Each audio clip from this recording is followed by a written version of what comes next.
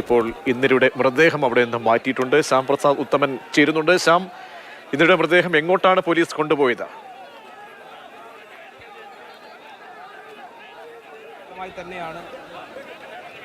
ശ്യാം, ആശുപത്രിയിലേക്കാണോ?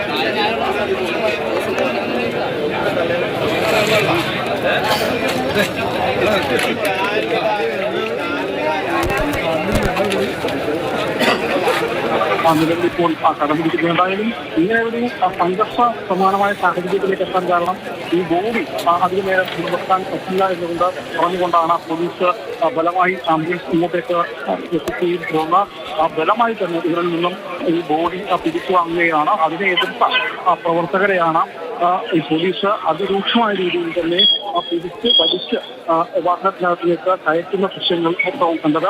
ഇതിനൊപ്പം തന്നെ ഈ ഇന്ദിരയുടെ മകനെ ഉൾപ്പെടെ പോലീസ് വലിച്ചിഴച്ച് ഈ വാഹനത്തിലേക്ക് കയറ്റുകയുണ്ടായതോടൊപ്പം തന്നെ ഇന്ദിരയുടെ സഹോദരനെയും ഇത്തരത്തിൽ പോലീസിന്റെ കയ്യിൽ നിന്നും വലിച്ചു കയറ്റുന്നവരുടെ മോചനമേറ്റിട്ടുണ്ട്. എം പി ഉൾപ്പെടെയുള്ള ജനപ്രതിനിധി അടക്കം തടഞ്ഞുവെങ്കിലും എം പി ഉൾപ്പെടെ വലിച്ചു പോലീസ് കയറ്റുകയായിരുന്നു. എന്തായാലും ഇതിന് മുന്നോടിയായി തന്നെ ഈ ജില്ലാ ഭരണകൂടം, അതായത് കളക്ടർ ഉൾപ്പെടെയുള്ള ആളുകൾ ഈ സമര സ്ഥലത്തേക്ക് എത്തുകയില്ല, ഈ ആശുപത്രിയിൽ എത്തിയിട്ടുണ്ട്. അവിടെ വന്ന് സംസാരിക്കാം എന്നതാണ് ആദ്യം പറഞ്ഞത്. എന്നാൽ അത് ഈ ജനപ്രതിനിധികൾ സമ്മതിച്ചില്ല. തുടർന്നാണ് ഇത്തരത്തിലൊരു നീക്കത്തിലേക്ക് പോലീസ് കടന്നുവെന്നാണ് മനസ്സിലാക്കാൻ കഴിയുന്നത്. നിലവിലിപ്പോൾ മൃതദേഹം കോതമംഗലം താലൂക്ക് ആശുപത്രിയിലേക്ക് മാറ്റി അവിടെ വെച്ച് ഇൻക്വസ്റ്റ് പൂർത്തിയാക്കി പോസ്റ്റ്മോർട്ടം നടപടികളിലേക്ക് കടക്കാനാണ് പോലീസിന്റെ തീരുമാനം.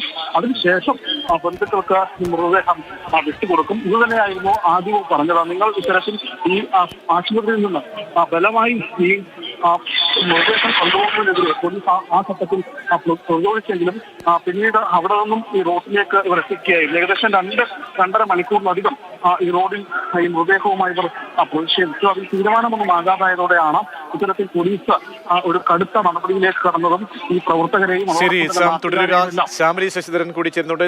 ശ്യാമിലി സംസാരിച്ചുകൊണ്ടിരുന്നപ്പോഴാണ് ഈ കടുത്ത നടപടിയിലേക്ക് പോലീസ് പോകുന്നത്. പിന്നീട് ഒരു യുദ്ധ സമാനമായിരുന്നില്ലേ സാഹചര്യങ്ങൾ?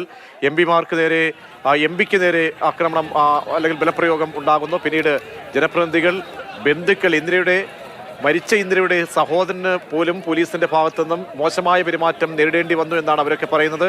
എന്തായിരുന്നു അവിടെ സംഭവിച്ചത് കഴിഞ്ഞ നിമിഷങ്ങളിൽ?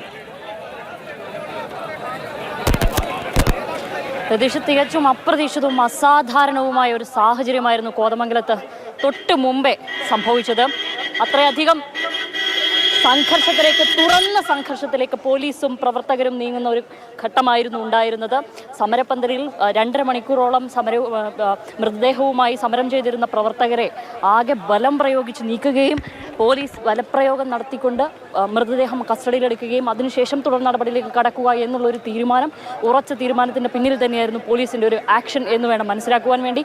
നേരത്തെ ജില്ലാ ഭരണകൂടത്തിൻ്റെ കളക്ടർ ഇവിടെ എത്തിയിരുന്നു. കളക്ടർ എത്തുകയും മാത്തിക്കുഴനാടൻ ഒരു ചർച്ചയ്ക്ക് ശ്രമിക്കുകയും ചെയ്തിരുന്നുവെങ്കിലും അത് അസ്വീകാര്യമായിരുന്നതിനെ തുടർന്ന് പിന്നീട് അവിടെ സ്ഥലം MLA ആയ ആന്റണി ജോൺ MLAയുമായി നടത്തിയ ഒരു ചർച്ചയുടെ അടിസ്ഥാനത്തിലാണ് ഇത്തരത്തിലൊരു പ്രവർത്തനത്തിലേക്ക്, ഇത്തരത്തിലൊരു കൃത്യത്തിലേക്ക് പോലീസ് കടന്നത് എന്നാണ് നിലവിൽ MPമാരും MLAമാരും അടങ്ങുന്ന സമരത്തിനെത്തിയ പ്രതിനിധികൾ പറയുന്നത്. എന്ത് തന്നെയാണെങ്കിലും ഒരു അസാധാരണമായ ഒരു സാഹചര്യമായിരുന്നു. സ്ത്രീകളെ അടക്കം, പ്രവർത്തകരെ അടക്കം വലിച്ചെടുക്കുന്ന സാഹചര്യം. MP അടക്കം വലിച്ചെടുത്ത് ബസ്സിലേക്ക് കയറ്റുവാൻ, അറസ്റ്റ് ചെയ്ത് നീക്കുവാനുള്ളൊരു ശ്രമമുണ്ടായി.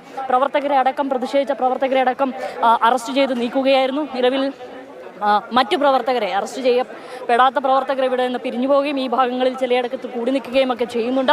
എങ്കിലും ഈ സമരപ്പന്തൽ ബലമായി പിടിച്ചു ഇപ്പോഴും അവിടെ ഉണ്ടോ? നേരത്തെ കയറ്റാൻ ശ്രമിച്ച ഈ പ്രവർത്തകരെ കയറ്റിയ വാഹനം അവിടെ നിന്ന് പോലീസ് വാഹനം പോയോ? പോലീസ് പ്രവർത്തകരെ അറസ്റ്റ് ചെയ്ത് നീക്കിക്കൊണ്ട് പോലീസ് വാഹനം ഇവിടത്തേക്ക് മുന്നോട്ട് പോയി. എന്നാൽ ഡീൻ കുര്യാക്കോസ് MPയും മാത്തിക്കുഴനാടൻ MLA തുടങ്ങി DCC president Muhammad Shiyas, Eldhose Kunnappilly MLA തുടങ്ങിയവർ ഈ സ്ഥലത്ത് തന്നെ നിലവിൽ ഇപ്പോഴും തങ്ങുന്ന ഒരു സാഹചര്യം ഇവിടെയുണ്ട്. അവരാരും പിരിഞ്ഞു പോയിട്ടില്ല. എങ്കിലും ഇത്തരമൊരു സ്ഥിതിവിശേഷം ഉണ്ടായതിൽ എല്ലാവർക്കും പ്രതിഷേധമുണ്ട്, എല്ലാവർക്കും സമരം എൻ്റെ സമീപത്തല്ല, തൊട്ട് മുമ്പേ തന്നെ മാത്യു കുഴൽനാടൻ MLA നമുക്ക് പ്രതികരണം നൽകിയിരുന്നു. അപ്പോഴാണ് അദ്ദേഹം ഇത്തരം കാര്യങ്ങളൊക്കെ നമ്മളോട് പങ്കുവച്ചത്. കാരണം അത്രയധികം അമർഷത്തിലാണ്. കാരണം ഇത്തരം ഒരു സാഹചര്യം, ഇത്തരം ഒരു വളരെ മോശമായ ഒരു സ്ഥിതിവിശേഷത്തിലേക്ക് പോലീസിന്റെ ഒരു പെരുമാറ്റവും ഇത്തരം ഒരു സാഹചര്യം ഉണ്ടായതിൽ അവരെല്ലാവരും പ്രതിഷേധം അറിയിക്കുന്ന ഒരു കാഴ്ച ഇവിടെ ഉണ്ടായിട്ടുണ്ട്. ഈ സമരപ്പന്തലിൽ നിന്ന് മൃതദേഹത്തോട് പോലും അനാദരവ് കാണിക്കുന്ന തരത്തിൽ പോലീസ് ആ മൃതദേഹം കസ്റ്റഡിയിലെടുക്കുകയും ഉന്തിക്കൊണ്ടു പോവുകയും മൃതദേഹം ഉൾക്കൊള്ളാനാവാത്ത ഒരു ആംബുലൻസിൽ പകുതി കയറ്റി കൊണ്ടുപോകുന്ന ഒരു നില വരെ ഇവിടെ ഉണ്ടായി. അത്രയധികം ബലമായാണ് ഇത്തരമൊരു കർത്തവ്യത്തിലേക്ക്, ഒരു കൃത്യത്തിലേക്ക് പോലീസ് കടന്നത്. രതീഷ്.